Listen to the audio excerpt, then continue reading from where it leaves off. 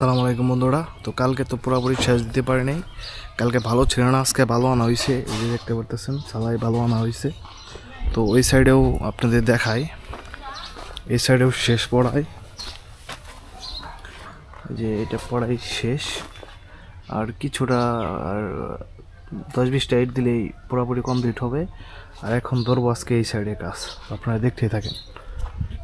তো প্রথমে এই খামের চিরাল মতো মাটি কেটে লেবেল করতে হবে, তাছাড়া এটা করা যাবে না। তো মাটি কেটে লেবেল করে নিলাম, পরে আব্বা লেবেল করে দিতেছে, কারণ এটা আপনি নিচেও লেবেল থাকতে হবে, পিছনে যে কাজটা করছি কাজের সাথে লেবেল থাকতে হবে, তাছাড়া এখানে মিলবে না। তো আব্বু এটা করে দিতেছে, করার পরে পরে হামার দেয় একটু ভালোভাবে পিটিয়ে সমান করা হচ্ছে। আর আমি ইটের মধ্যে পানি দিতেছি, কারণ পানি দিলে পরে ইটটা ভালোভাবে দেখা যাচ্ছে ওইখানে কাজটা করা যাবে। আর করার পর আমরা এখন ইট বিছিয়ে দিতেছি সমান সমান করে, একটু ফাঁক ফাঁক করে, যেমন এক আঙ্গুল করে ফাঁক রেখে ইটটা বিছাইতেছি, কারণ মাঝখান দিয়ে দেখা যাচ্ছে সিমেন্ট দিবে, সিমেন্ট দিয়ে এখানে কাজ করা হবে। ইট বিছাওয়ার পর আব্বা আবার হামার দিয়ে সোজা করে নিল। এখন আবার বালুর বস্তা খুলে এখানে সিমেন্ট দিয়ে মিশাইতে হবো। এখন বালু বস্তাটা পুরোটা খুলে ফেললাম।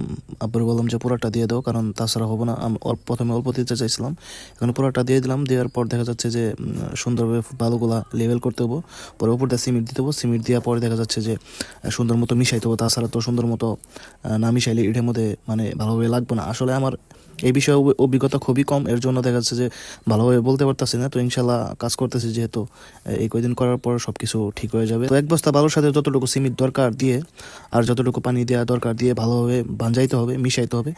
তো আমি এইসব বিষয়ে বুঝি কম বলে আব্বু সব করে, আমি টুকটাক আর কি হেল্প করি আব্বুকে। তো মিশার পর এখন ইটের মধ্যে পানি দিতেছি, পানি না দিলে পরে এখানে ভালোভাবে লাগবে না। তো এখানে আব্বু পানি দিতেছে, আর এখানে আমি ভালোভাবে ওই সিমেন্ট আর বালুগুলা মিশাইতেছি। আর মিশার শেষে পর আব্বুর এখানে আমি নিয়ে দিতেছি। কাজটা আসলে আমি ভালোভাবে পারি না, এর জন্য আমার দেখাই দেখে দিতেছে কিভাবে কি করতে হয়। তো নিচে 2 টাকার ইট দেওয়ার বাদে উপরে আর 1 টাকার ইট দেওয়া হবে, তার উপরে এরকম করে 4 টাকার ইট দেওয়া হইলে এবার পুরোপুরি মানে কাজটা কমপ্লিট হবো। আপনারা কাজটা কমপ্লিট হলেই দেখতে পারবেন কেমন হয়েছে। কাজটা আসলে দেখতে যতটুকু সহজ, আসলে ততটুকু সহজ না। এখানে আবার সুতা দিয়ে লেবেল করে নিতে হয় যেন আঁকা পাকা না হয়, তাছাড়া মানে জিনিসটা খারাপ দেখা যাবে পুরোপুরি কমপ্লিট হওয়ার বাদে। এর জন্য সুতা দিয়ে ভালোভাবে করতে হয়। আর আব্বু আমার দেখাই দিতেছে কীভাবে করবো, পুরোপুরি তো আসলে পারি না, বুঝি না, এর জন্য আমার দেখাই দিতেছে। তো এইভাবে করার জন্য তো আমি আজ করলাম, ঠিক আছে, মনে করি কাজ করলে হবে না, কাজটা ভালোভাবে ফিনিশিং দিতে হবে। এর জন্য একটু সময় লাগুক, তাতে কোনো সমস্যা নেই, কাজটা ভালোভাবে ফিনিশিং দিতে হবে। তো কাজ করার এক পর্যায়ে দেখি যে বালুর সাথে সিমেন্টটা খুবই কম হয়েছে। পরে আব্বু বলতেছে সিমেন্ট আরও লাগবো, তাহলে সিমেন্ট দাও। পরে আবার আসলাম এখানে, এসে আর বাদে আব্বুরে বলতেছি কতটুকু দেবো। আব্বু বলে যে অল্প করে দাও, বেশি লাগবে না। তো সিমেন্ট দেওয়া শেষ, পরে সবকিছু দেওয়ার পরে আবার ভালোভাবে মিশাইতেছি, কারণ এটা না মিশাইলে ভালোভাবে লাগবে না। তো কাজের পাশাপাশি আপনাদের সাথে ভিডিও শেয়ার করি, ভিডিও করি, এর জন্য দেখা যাচ্ছে যে আমার ফ্রেন্ড, ছোট ভাই, বড় ভাই, অনেকে অনেক কিছু বলে, অনেককে মজা করে, মজা নেয়।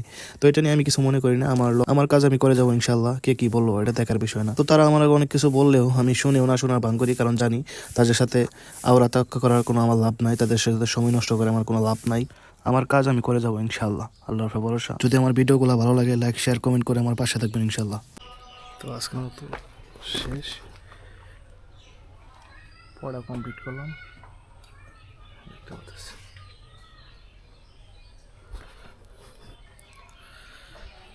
তো আজকের মতো এই পর্যন্ত, সবাই ভালো থাকবেন। আসসালামু আলাইকুম।